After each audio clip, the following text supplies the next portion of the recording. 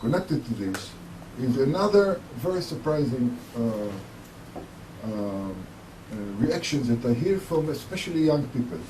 For people my age, our age, older people, I guess this is not so surprising, but younger people come to me, students, friends, others, people who come to me and tell me, look, I've read your book 2 or 3 times. You are going against the current. This is something that we don't hear at the universities, even in Jerusalem, which is the less here, I would say, post-Zionist from all other universities. But among the younger people, someone came to me and told me, you know, in the Department of International Relations at the Hebrew universities, all the younger people, all the assistants, and all the younger faculty are talking this post-Zionist language. It has become impolite to talk about the Holocaust. The Holocaust took place. And it has become for us, and this is the people that I have heard from more than one, that in our generation they tell me, if you are talking about this, you are considered as right-wing, fascist, or not fascist, but you know, right-wing, and things like this. This is not impolite, this is not politically correct to talk about these things. And I sort of course, from the other side, and with this, there is a lot of reaction as well, very violent, sometimes very unpleasant to see and to read the things that are being written. But I must say that so far, there has not been one single serious reaction of criticizing against me. They take me ad hominem. They say that I am a fascist, they say that I am a McCarthyist. This is something that is being said over and over again.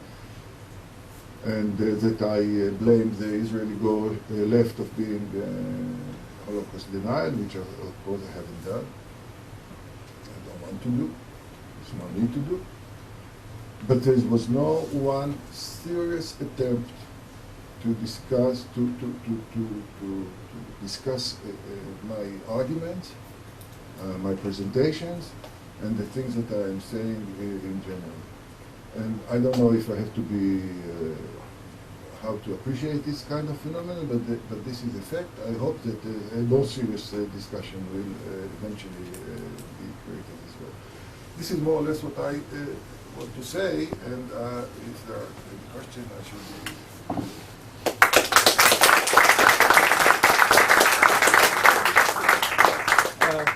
Let's take questions. Okay, Frida Keat. And should we take a few questions? No, you can take, we start always with one by one, and then Bill Neyman. Okay. Look, let me just say, Badiou, those of you who are interested in Badiou, in my interviews with Shmuel Trigano, which are on our website, you will find an analysis of Badiou.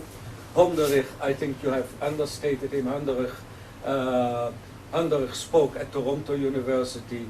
He said he justified their terrorism, and 10 students asked him why. He said the Palestinians do not only have the moral right to commit terrorism against Israeli civilians, they have the moral duty to commit terrorism again. He said the same also at Brown.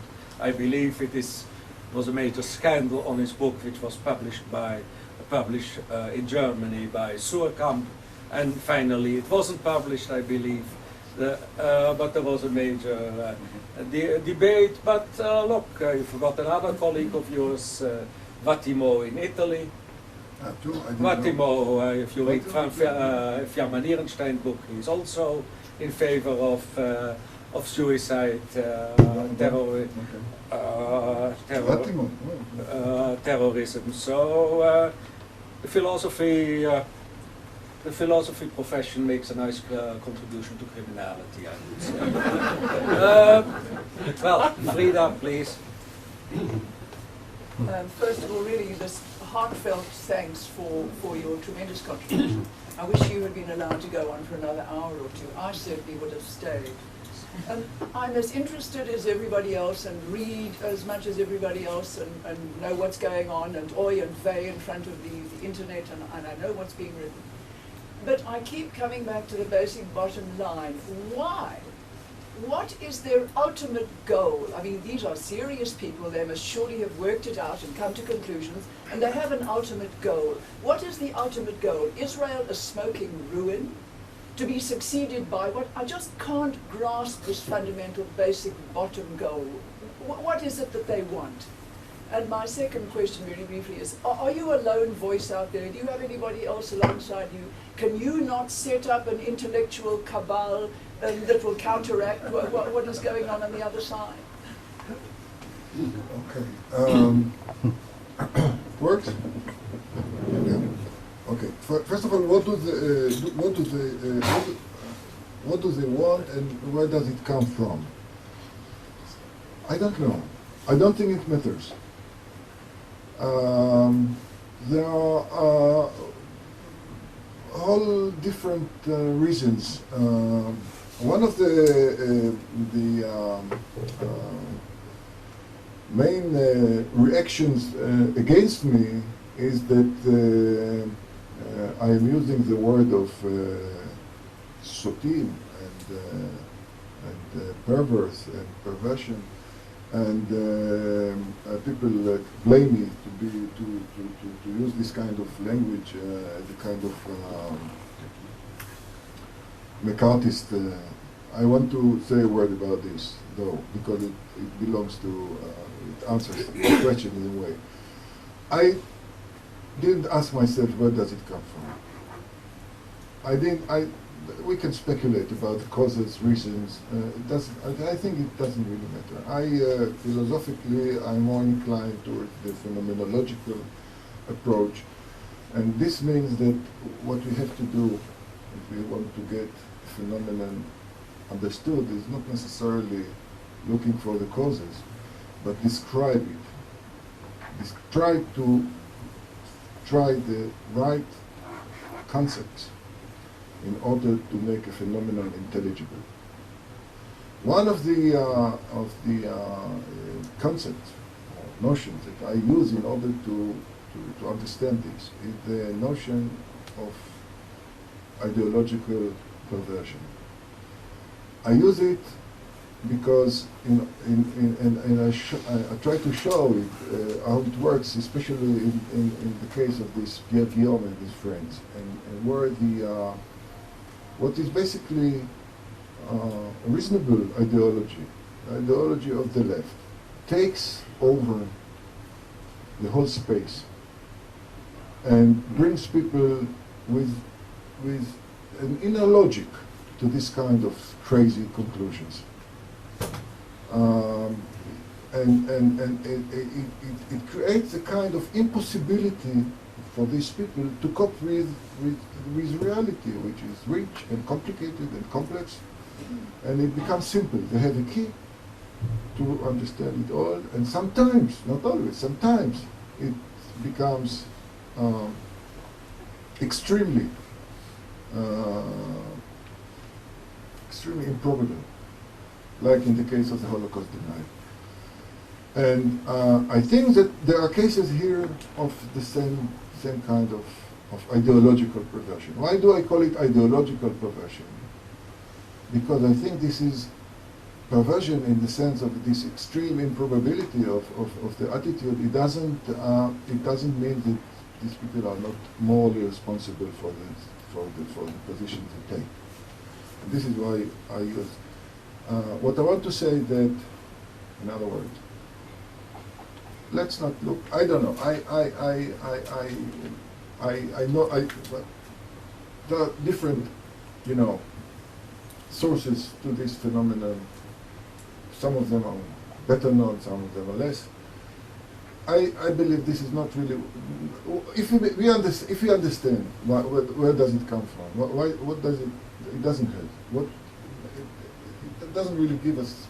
So we know. We have to understand what does it mean. I think. It's more important to understand the nature of the phenomenon, to try to delineate it, to draw the lines. And this is what I was trying to do in the book. Am I alone? No, I am not alone. Actually, I think that I give expression to what most of the people feel. This is the feelings that I have, the impressions that I have now from the reactions that I get. But, unfortunately, apparently, nobody has done it before, at least not in the way I did it. And what I do expect now, I hope, so far, must say, I was not, didn't happen, is that other people will intervene, that it will not remain my personal matter. And so far, unfortunately, I haven't heard other voices here, not publicly. Privately, I have heard the most amazing, coming from amazing, very prominent people, but none of them has written anything of value. Let's hope that I shall not remain alone in this. Sorry, I hate to do this, it's very rude. My question really was, what is their final chapter? They go from A to B to C. What is their final end time scenario? What is Israel will be destroyed, be taken over, Jews will be taken off in ships to refugee camps.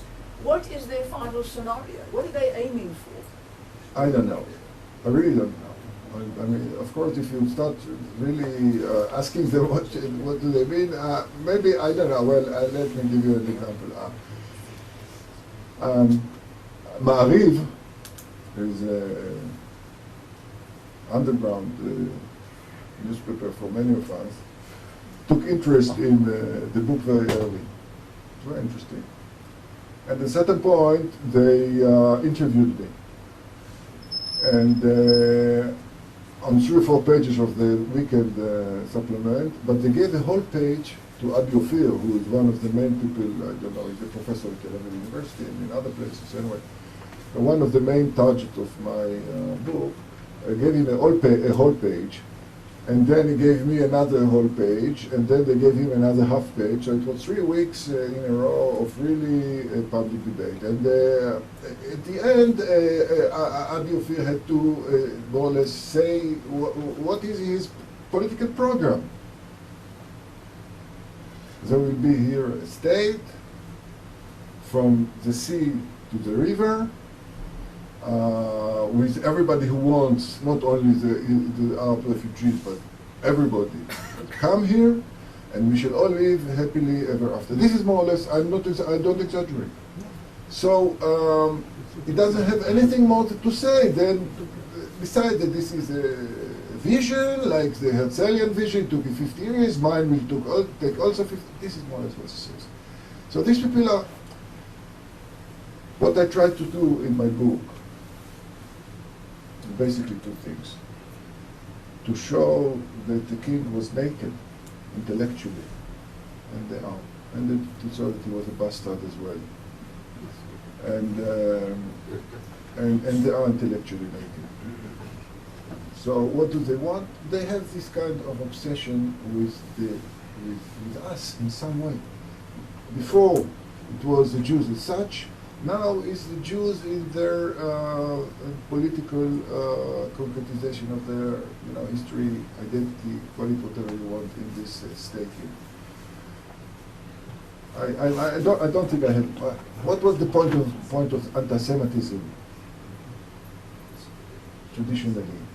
Where does it come from? What did they want? Bill, and afterwards Judge Governor.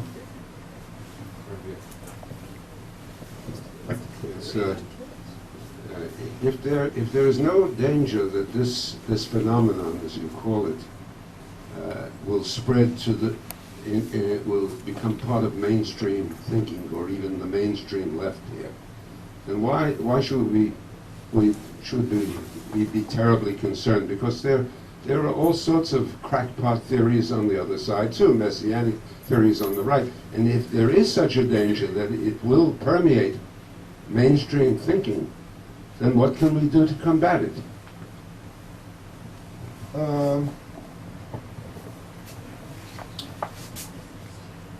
As I said, I realize, I came to the conclusion that it is less marginal than what I thought before. It permeates mainstream. Let me say one thing. What we should do to combat, I don't know. The only thing that I know to do is to write, so I wrote a book.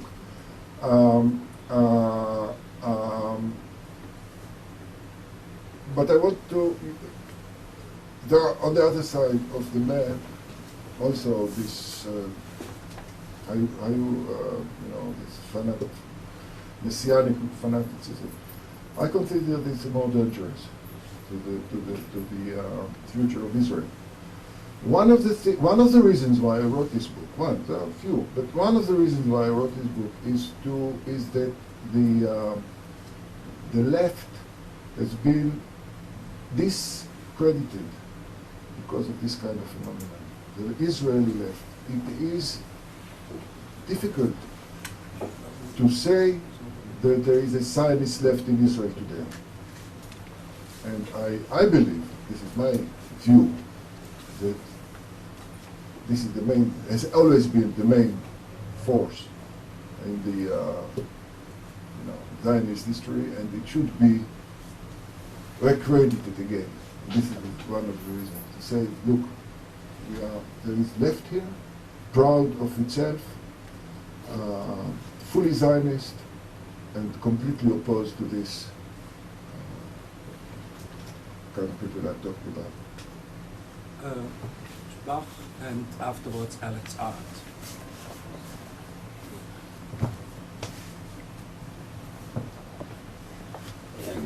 Well, first of all, thank you very much for the most interesting statement. What I wanted to ask, and it's really not a statement, but a question, whether if we try to look at this in a sort of proper sense of proportion, whether the danger really is, from the point of view of the measure of the danger, it's as serious as it might appear. Because I mean, I can imagine all these publications, they all come to you. I mean, I imagine that anything that's published anywhere, they come to you and must have some impact there. But I mean, when listening to you, I was beginning to think that even here in Israel and at our universities, this was spreading, and the anti-Holocaust atmosphere and so on. Well, as against that, I must say there was now Holocaust Day in Israel. And I saw the reaction amongst our young people. I was invited to the schools, to the universities. And this interesting enough, it's now 46 years since the Eichmann trial. And yet the interest is growing every year. And not only here or in America or in Germany, but I've been invited to speak in Australia and in New Zealand and in Sweden. I was now in January, it was the anniversary of the conference, the Wannsee conference in Germany. So I was invited to the Villa Wannsee to conduct that and to speak about the Eichmann trial and about the Holocaust. I saw the reaction in the German press, German television, and so on, which was enormous. And I say it's increasing. I see our young people now interested to visit the Holocaust, the centers of destruction in Poland, which is growing all the time, and all ages. I was invited from 6 years old to 17 years old, and I've seen the action. I sometimes, strange as it may sound, but I see the interest is growing sort of all the time. I mean, there were these appearances.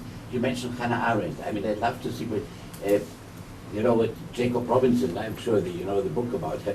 You know, I want to tell you that the few days before the trial started of Eichmann, I was informed that there is a philosopher here, and she wants to write something against the trial before the trial started. I know. So I said, I asked to bring to her attention that if she has some problems, I'm prepared to talk to her. So then the answer was, she is not prepared to speak to anyone of the prosecution before the trial started. But I said, all right, but still she can get all the documents. And then she falsified all the documents in her book, as I'm sure you know, and you must have discussed. I mean, there were these appearances were there. But the overall picture was one of the more interest in the Holocaust, the strengthening of this amongst our young people and at the universities.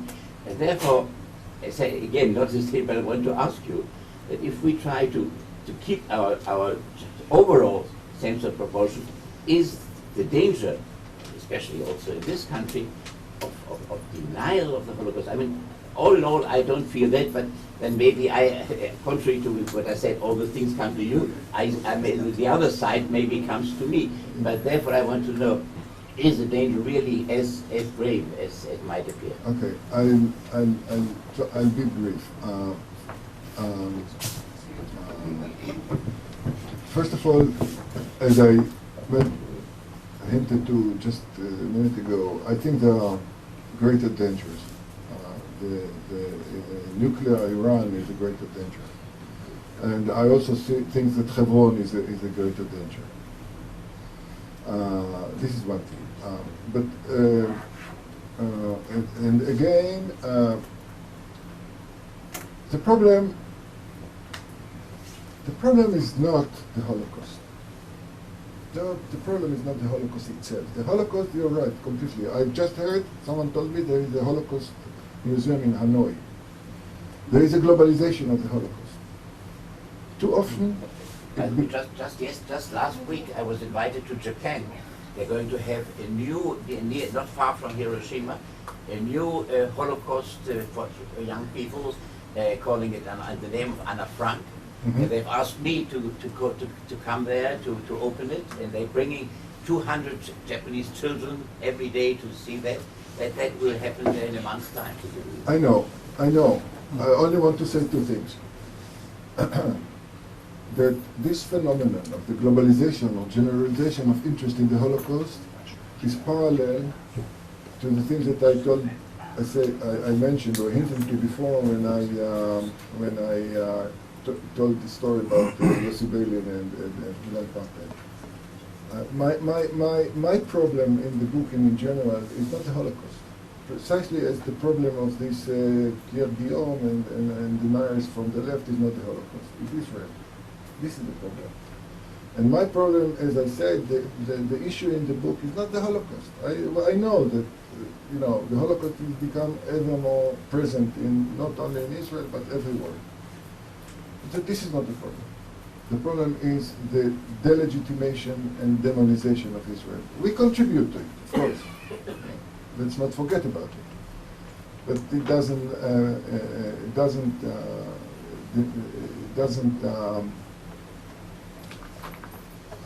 change the fact that there is a real phenomenon. How important it is, I don't know to appreciate. It is important. And I don't think we should ignore it. I think we should give our, some thought to it. And one word in this connection about Hannah Arendt. Hannah Arendt is the most philosophical part of the book. Hannah Arendt was a first-rate intellectual. Overrated in many ways, but still. She is not like one of the people that I was dealing here with among us, Israelis. She is a serious thinker. Her book on Eichmann, I mentioned it briefly before, I consider first as bad book and as a real scandal. And I want to emphasize, I mean scandal, a moral scandal. But this is her best read book. The one of her books which was translated to most languages and read by the greatest number of people is this, and it still considers as a major, central, and important book for many European, American, and Israeli intellectuals. There is a whole hagiography around Hannah Arendt lately. She has become a culture hero. There are streets are named in Germany and many other things of this kind. One of the main elements of this growing reputation of hers is this terrible book. And the question, what interests here, is not the book itself, and not even why Hannah Arendt had the need to write it, or why she did, and why she did the way she did. The real question is its reception, amazing reception, uncritical, and as I say, really hagiographic. And this shows that there is something to think about and to talk about in this connection. This is what I think. Alex, and then the gentleman there. First, Alex. Thank you, Professor. Since you're the head of the philosophy department of Hebrew U and you earned your Ph.D. at the Sorbonne, So, didn't hear it. Say it again, please. since you're the head of the philosophy department of Hebrew U and you earned your Ph.D. at the Sorbonne, I just wanted to ask you how much this phenomenon you described is located or situated within this tendency of the past 20, 30, 40 years within the philosophy departments all over the world of, it's called postmodern philosophy, post-structuralist, deconstruction, post-colonial, you know, like a phenomenon that's not only affecting the discourse on Israel and the Holocaust, but also affecting all kinds of disciplines, from anthropology to historiography and so on. And how do you feel as head of a philosophy department, yourself as a professional philosopher in this context, and how you feel like one should turn the tide in some sense? Well, let me say so. At the Hebrew University, in the philosophy department, there are practically maybe one who would be considered to participate or be part of this, let's call it post-Zionist tradition. Most of the people, I think, somehow support me. Some of them, or most of them, are a little bit uncomfortable about this kind of stepping out and saying these kind of things loud and clear. But if you ask them really what they think, most of them, I'm talking about my department. I was invited to talk at the department seminar of the sociology department, the department in which Baruch Kimmerin was a member. And I was sure that I was going to a fight. So there was no fight. And when we came out, some of the people that told me, you were surprised? You expected being, I said, yes. I said, you're wrong. This is an image. This is not the same otherwise. As I said, among the younger people, in a few departments in the Hebrew University, apparently, that's what I hear, I don't know.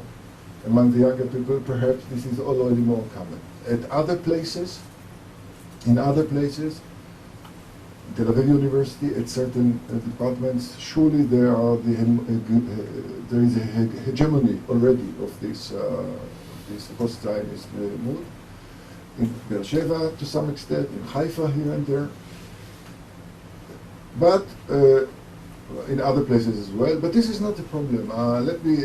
In one of the public debates that took place after the book came out, someone said, how important it is. Look, this is the same kind of question that me ask you. If someone came up, a younger man,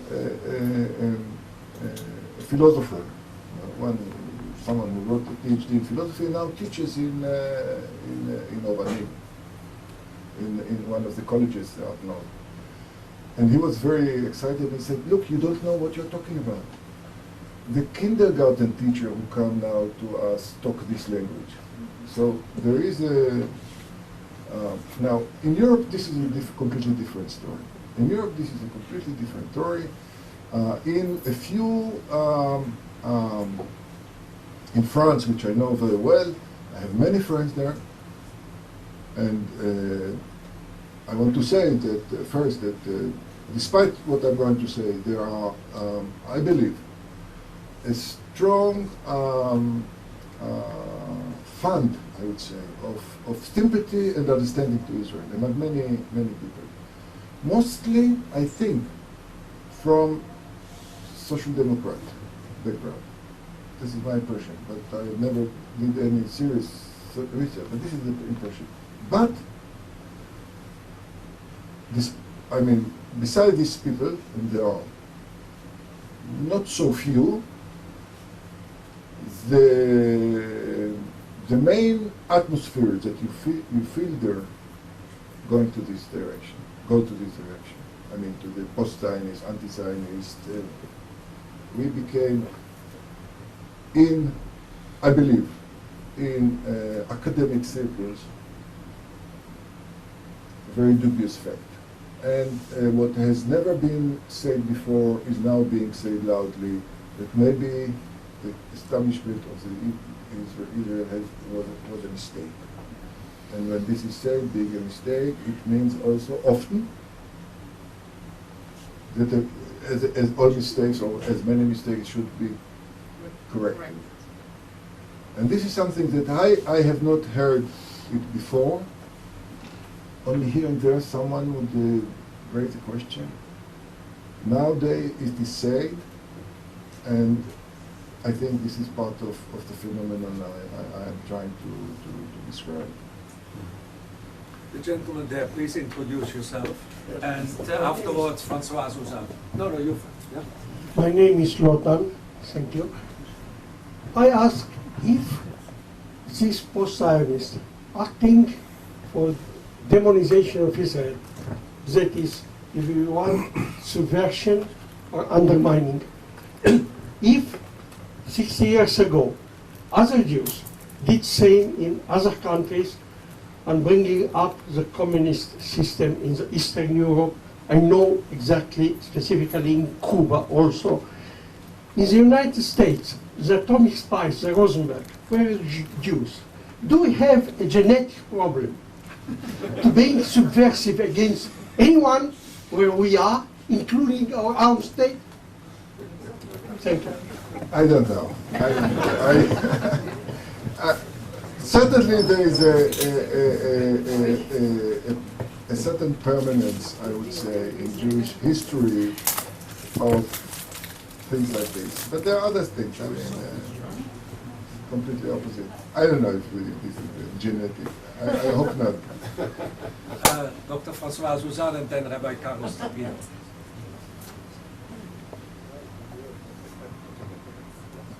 Yes, you spoke of a certain type of universalization of this phenomenon, although you made nuances. I was wondering whether you've had time to reflect on the situation in American universities, and if you had seen several parallels with the rhetorics, and if you had defined this perversion of rhetorics among the leftist elite. In other words, are there more differences or similarities?